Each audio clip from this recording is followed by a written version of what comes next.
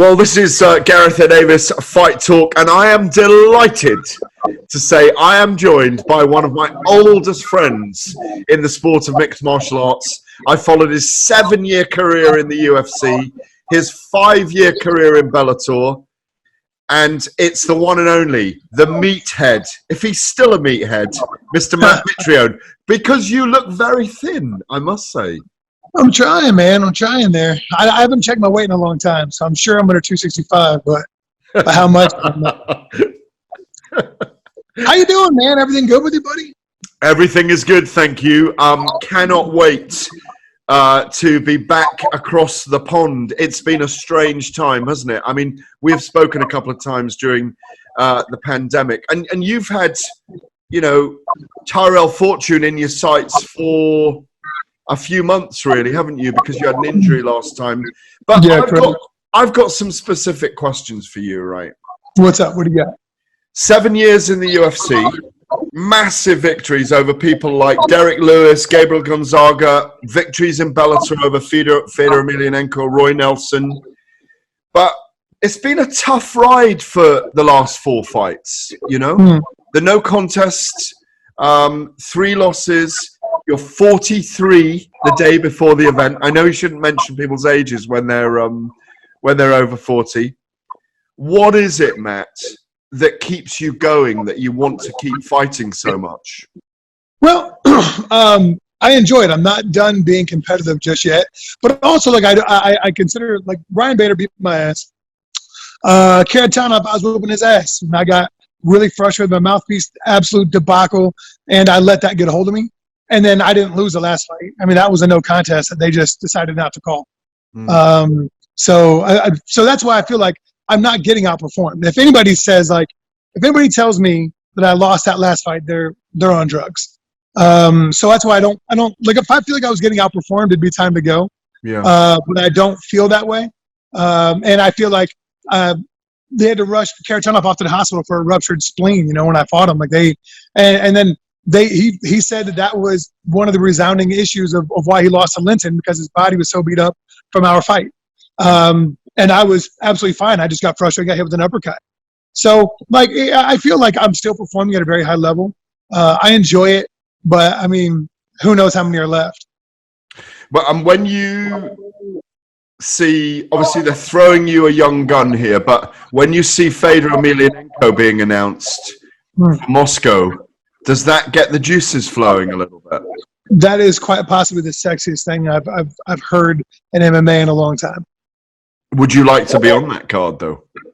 Oh, if I'm fighting Fedor in Moscow, that is the most awesome experience I could imagine. Have you? And I'm sure he wants to get it back, right? Like, I'm sure he wants to get that one back. And I'll be honest, I'd be honored to give it to him. You know, like, it was kind of like a blip on the radar, a double knockdown, crazy, wild. Haven't been many of those ever. In Madison Square Garden, he did it in my backyard, so I'll go do it in his backyard. So, I mean, I feel like it'd be really dope. I think it'd be a lot of fun to do. Have you spoken to Scott Coker, the president of Bellator, or anyone there about it yet? You've got to get through this now. Yeah, I have to get by Tyrell first, you know. He's really talented at what he does, so I got to make sure I give him my attention. July 16th, Mohegan Sun, Connecticut, of course, the event is. Asking you about the hunger to want to go on. This weekend, obviously, you fought in the UFC for 7 years. When you see people like Conor McGregor still fighting, when Forbes put him on the top of the sportsman's rich list in 2020 with $180 million, why do, in your view, do fighters continue when this is going on? You know, when they've got so much money. Yeah, I understand. It's a thing. It's who we're made of, man. Like walking away is a very complicated recipe, right? Walking away when you're too soon, you're not done, then that can manifest itself in all kinds of bad ways. Walking away after it's time can manifest itself in all kinds of bad ways as well, or have a lot of serious repercussions later on. So I think that's probably the biggest concern is knowing when to go. And when your family wants you to go, it's got to match up. Do you ever, when you've been involved in the last 12 years in mixed martial arts, have you ever thought, did I stay long enough in the NFL? Because obviously you played for the Minnesota Vikings and the New York Giants. Well, I could have stayed around longer and chased the dream and maybe gotten on and had a career out of it. But I chose to get out because when the Vikings cut me in week 6 of 2005, I could have stayed on, got signed on to the squad after the season and had an entire offseason to develop, which is what Mike Tyson wanted me to do.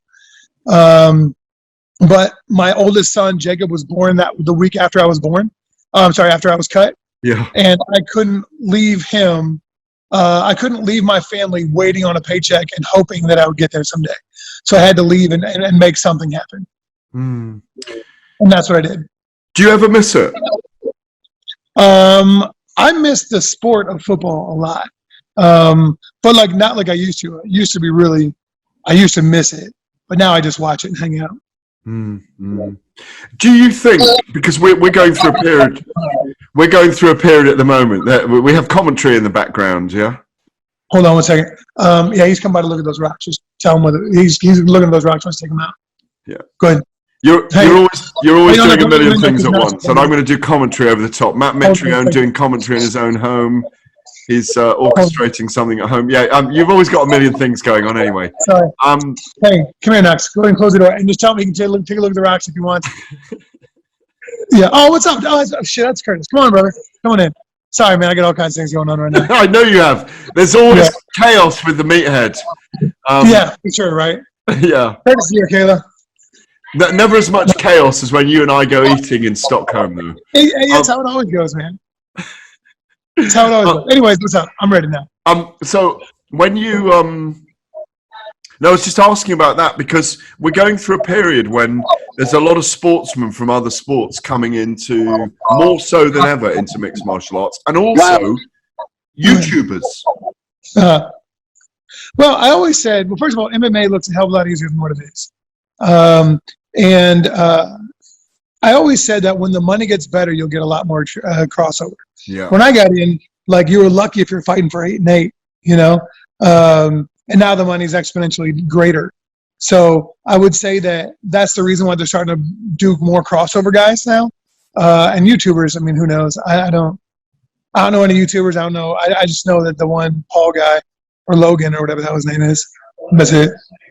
Did you watch that? No. I don't even watch fights. How the hell am I going to watch some guy I've never even heard of before? No, good answer. I think didn't he weigh in 35 pounds heavier than Mayweather, than Mayweather or whatever else. And then he's all hyped about how he stuck around. Yeah. Dude, stop. Obviously you're famous for going into meat eating competitions, and in fact, I don't know if you can talk about this, but you were growing, or you were going to buy, or be involved in a company growing medical cannabis. Did that ever happen? We actually were involved in rewriting the legalization laws in the state of Indiana, and we partnered up with the Gaming Commission here, and I think there was some ideas there, and that we're kind of in a lull right now, trying to see what's going to go on with the rest of the country, and COVID obviously shut a lot of stuff down. Okay, but no, it was fascinating, and you're also famous, of course, for entering meat eating competitions or eating competitions. Been in any recently? I have not. I've stayed far away from it as I'm getting older now. So I'm trying to keep this delicate dad bod stapled together. Come on, just tell us the story from what was the worst experience of being in an eating competition, and how did it feel? Gluttonous, a state of permabloat, and the jalapenos were not a friend. So what were you eating in that one competition then? It was there actually was an itty bitty tiny little lady that was a professional eater that ate, it was 2.5 pounds of hamburger, bun, loaded chili cheese fries, and something, and a bunch of jalapenos and whatever else, and something, I can't remember what it was. It's 9 or 10 years ago, long time. And I couldn't even get I got like a pound of hamburger down, and I was like, I can't do it anymore. It was way too much. And this little tiny lady ate everything in like 3.5 minutes. Wow. Wow. Yeah, and she was like, she might have been 115 pounds. So size doesn't matter at the end of the day, even if you're a heavyweight, yeah. Look, finally, back to the serious business. Tyrell Fortune's very ambitious. He was a brilliant wrestler. He's shown himself to be very decent as a heavyweight. He's not the biggest heavyweight in the world. What kind of challenges does he bring on July the 16th in Mohegan Sun Arena? Well, he's obviously got a very good wrestling pedigree. He throws his hands well. He trusts his chin, and he's mobile. He's athletic. He's not a slouch. So I think Tyrell's a little bit of a different equation. Most heavyweights are heavy-footed and plotting. Tyrell's not. I've trained with Tyrell. I know Tyrell. He's a friend of mine. He sweats an incredible amount. So I think when he throws punches, you're going to see like just clouds of sweat billowing off of his elbows, and hopefully not into my eyes. But I mean, he's good, man. He's really good at what he does. I'm happy he's having success. I just hope he doesn't have success on our night. That's all. You got to get those big, heavy, meat-eating hands go, yeah. And I wish you all the best for your fight on July the 16th, and then calling out Fedor, please. Nah, you know it, my dude. It's great to see you. Thanks, brother. You too, man.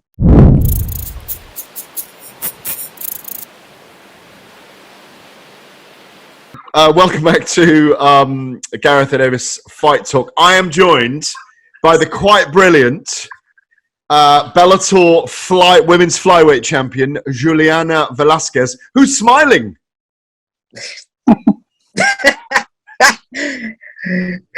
Sou doutora sorriso. Juliana never smiles when I normally see her. No, always smile. But not in fight week. No. Even now it's been tough to laugh because the diet always kills me, but I was owing you that. It's amazing that you make 125 pounds because you're 5'7", you're so strong, big legs, big arms. It's amazing that you can make flyweight. Yeah, actually, before I fought for Bellator, all my fights in Brazil were at 135. I never even imagined that I would be fighting at flyweight. But when I got the Bellator contract and it said it was flyweight, I spoke to my team with my nutritionist, conditioning coach, and they run some tests and saw that I could make it.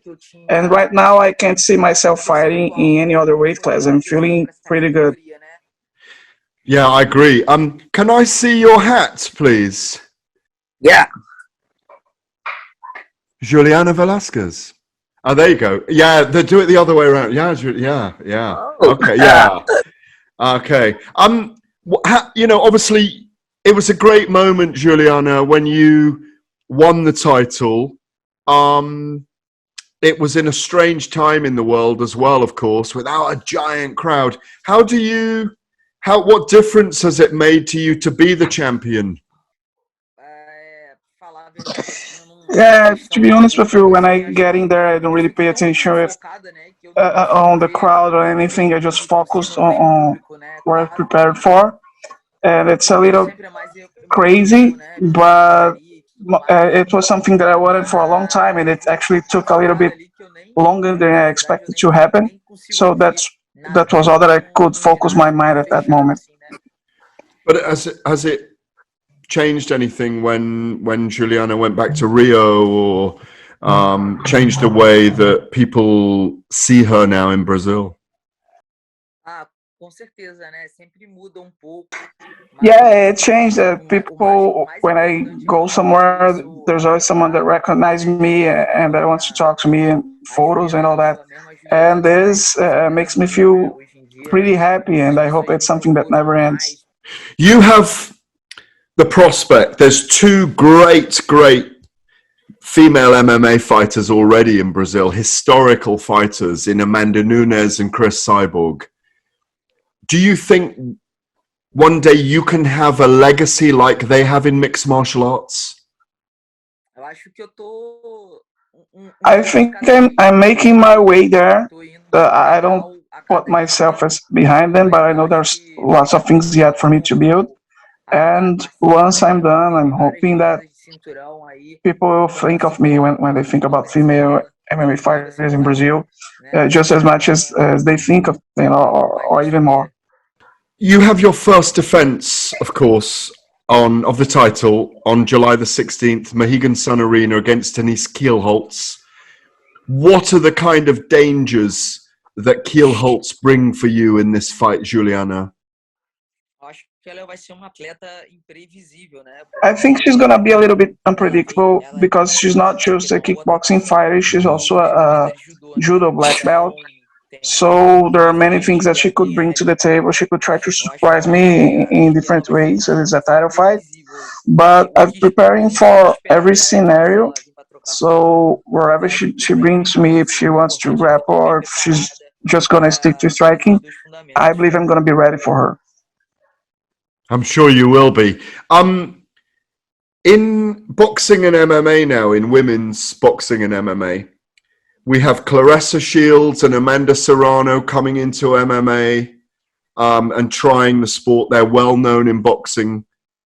Is there any prospect of you trying in boxing as well as being in MMA, Juliana?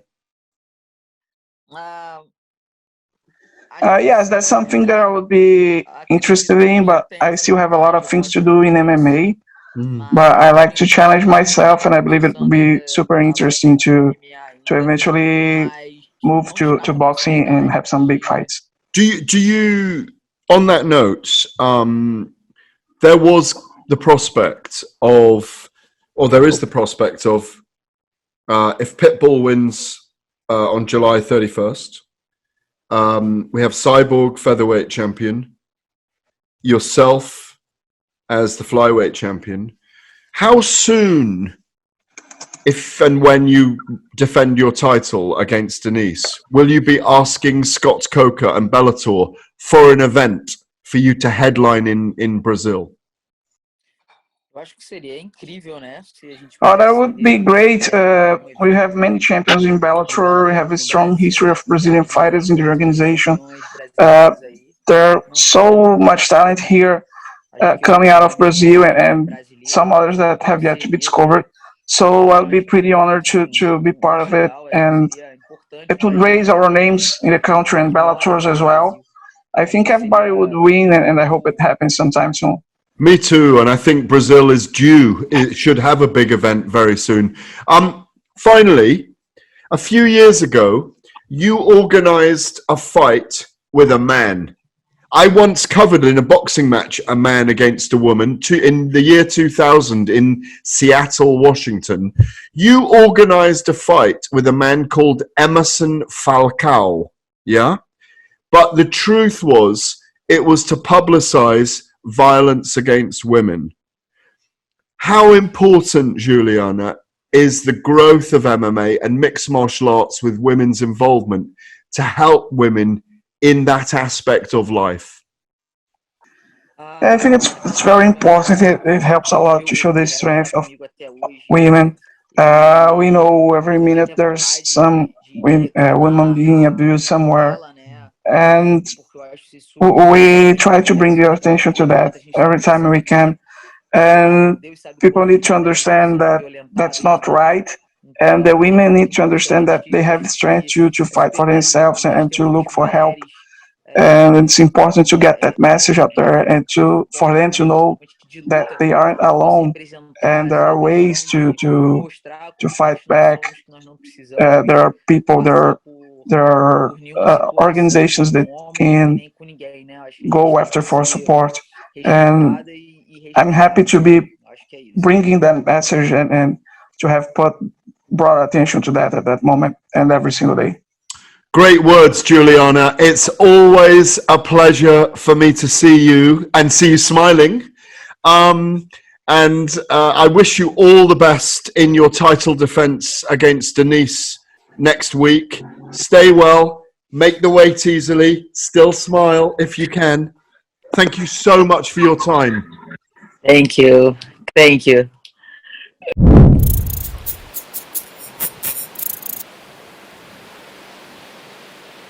So finally on Gareth Davies Fight Talk, I am joined by the outstanding Denise Keelholtz, who is fighting Juliana Velasquez, my last guest, for the Bellator Women's Flyweight title. It's been a spectacular rise for you, Denise, in Bellator since you converted over from kickboxing. You're an incredible martial artist. It must be a very exciting moment for you. Yeah, it is. It is. I tell everyone, you know, when the age I was 9, I started with judo, and then becoming a Dutch natural judo champion, and after that becoming a kickboxing world champion 6 times, and now this last part in MMA. This is just the crown of my career. So everything in my body, in my mind is so focused to this, because I don't see the title only as a title. I see it as the crown of all my hard work I did from the age of 9. So this title means really a lot to me. You are a very explosive fighter, incredibly versatile. When you look inside yourself, where does that come from? I think that because I was always the smaller fighter, so my style have to be like explosives, come in and come out really quick, and I think that's why I'm really explosive, because I'm always the smaller fighter, so I have to be explosive to do something, you know, to reach my opponent. So I think that's also a big part of my fight style, that I'm not really tall, so I have to take advantage of my power and speed. I spoke to Juliana, of course, just before you, and she said, you know, this fight could go anywhere because you both have judo. She was a judo guy before, a judo player, fighter. Although you say judo player in judo, even though it's not playing, is it? Yeah, no, not really. and she said she's happy to strike with you. I mean, what would it mean to you to win the Bellator title? It means a lot, you know. Sometimes if I realize where I'm standing right now and fighting for this title, I think I still can't believe it, because it really goes really fast. When I step over to MMA, after my last kickboxing fight, and I won that fight, and again the title, and then there comes a new adventure, then comes MMA, Bellator MMA, and it all seems like a dream, you know. And I think that in my last 4 fights, when I make the step to Bob Schreiber, my head coach, I think I'm now a more complete MMA fighter than before. And the skills that he teach me and the lessons that he learned me is so much more than an MMA fighter. He makes me a person that I didn't even notice that I'm that person, you know. So I think that now I accepting myself more as an MMA fighter, I can also explore that more in the cage. I've known Crazy Bob, as he's known, for a very long time. He was a really dirty fighter, you know. yeah, he still is. You know, he is like, how he fights, that's also what you can see in his teaching, you know. He doesn't take like ow or I have pain, or he doesn't care. He just think, okay, go on, don't cry for it, or otherwise go to your mother, you know, cry on her shoulder. So he is really tough, but that's what I like about him, you know, like he's tough, and he don't say like things that like, oh, you're good, oh, you're strong. No, he say things that makes you stronger. So he's really like critical, and that's the right things that he say to me that makes me motivate myself more as an MMA fighter. And that's why I want to learn everything from him, because as a person and as a coach, he is the best. There's been a huge growth in women's fight sports, perhaps in the last 5 years. More interest. It's a largely male audience in general, but male fans seem to love women's fights. Do you feel like a pioneer in the sport at the moment, that you're a role model for lots of other women coming into it? Well, sometimes I don't even realize myself, but if I notice it now, also here in Holland, because in Holland, first MMA was not really popular, and especially not for women. But now that is more exploring on the television. Now I see, like in my gym, I see like small girls. They're looking up to me, and they also started with judo, and because they are too young for MMA, but I see now an evolution in younger girls, that they also want to fight in a cage. Because before, if I think 10 years ago, fighting as a cage for women was like, really? What go to the, is that an underground something?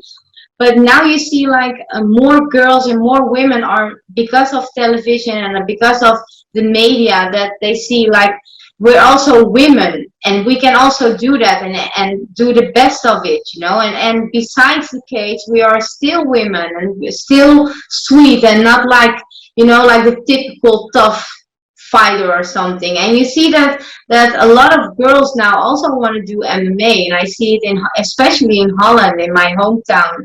I see now smaller kids. First they did kickboxing, but now everyone's telling me, oh, I also want to do judo, because then I became also started to do MMA if I'm older. So you see a lot of difference, and I'm happy that I'm a small part of that transition.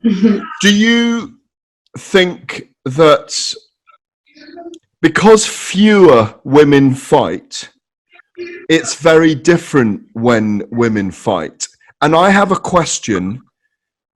Why do we fight? I'm not saying I'm a woman, but why do women fight? Are there different reasons for men, do you think?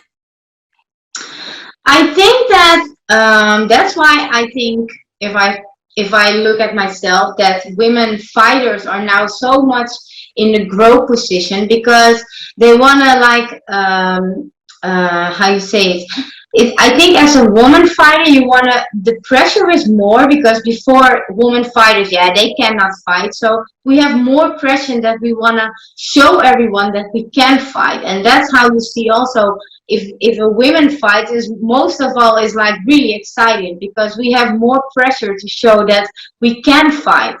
So I think why I'm fighting is, I think I fight because I love to fight. I know when I was a small girl, I started with ballet. My mother wants to bring a salsa danceress from me, but then I became and started with judo, and then I know, yes, this is what I want to do, you know, and this is what I can show myself, and the inner energy of myself. And I think that you see now more women have that energy, that they want to show everyone that we're not just a woman, but we are women, and we can fight, and we have muscles, and we can be tough, and we can take punches. You know, we're now more like, the feminine side is more like now harder than before. So I think that's why you see now more women fighters. And is that I think it's a very modern message, isn't it? That you can be sexy, feminine, you can dress up, but you can just change. Like when your hair is all braided back, you almost become like a different person, don't you? You know? Yeah. It's almost like an alter ego. Yeah, for sure. Sometimes, you know, so like my last fight, I saw the video back when I saw me fighting, and I still cannot believe what's happening there in the cage. You know, I cannot even recognize myself. So I think that's a totally different ego than I'm sitting right here on my mother-in-law on her couch. So that's a totally different Denise than you've seen in the cage. July the 16th, you fight Juliana. You could take her undefeated record. You could take the Bellator Flyweight title. Bellator have talked about going to Holland, to the Netherlands, to have an event. If you win that belt, will you be asking them to go to Holland so you can defend the title there? Oh, I will back them to come to Holland, and especially to Amsterdam to defend my title. I don't even think about after this, because now I'm so focused about this fight. But that will be like, this is already a dream, but the dream continue if they come to Amsterdam. So I'm gonna beg Bellator, please let me defend in my hometown my belt. So that will be the paradise. This is a dream, but that will be paradise. Denise, it's always great to see you, and I thank you so much for joining me on my show. Thank you so much. Thank you for asking me on your show. And I hope to see you soon. You Stay too. safe. You too. Thank you so much. Bye. Cheers.